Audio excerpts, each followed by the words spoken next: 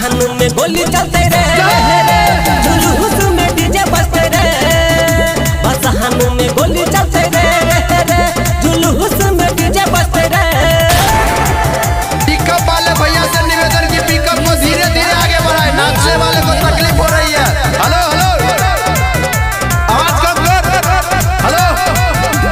मार के चिल्ला नहीं कोई भगवई है, डीजे पर गाना बजते कम नहीं लई है। लाल शर्ट वाले को बोलो ज्यादा नवाब नहीं बने। हेलो मार के चिल्ला नहीं कोई भगवई है, डीजे पर गाना बजते कम नहीं लई है, कम नहीं लई है। लगते मैया के जयकारा भक्ति भजन के नारा, भजन के नारा, लगते मैया के जयकारा भक्ति भजन के नारा, सबके ओही पर कमर हिलते रे।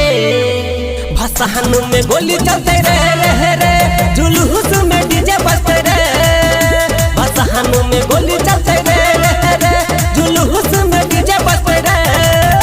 मूर्ति वाले गाड़ी के ड्राइवर से निवेदन की गाड़ी को धीरे धीरे ले जाए, ऊपर बिजली का लंगा तार है। हेलो धीरे धीरे बढ़ा, डीजे बजते रे।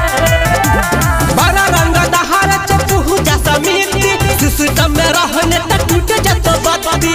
बीच बीच में गोली चलते रहना चाहिए। बड़ा रंग दहार चप्पू जैसा मिट्टी, सिस्टम में रहने तक टूट जातो बाती। गायक अंकित उजाला रट चंदन चरण, रंगदार ग्रुप के तरफ से सभी को शुभकामनाएं। गायक अंकित उजाला रट चंदन चरण के भजन खाली चलता रे। भसहन में गोली चलते रे, जुलूस में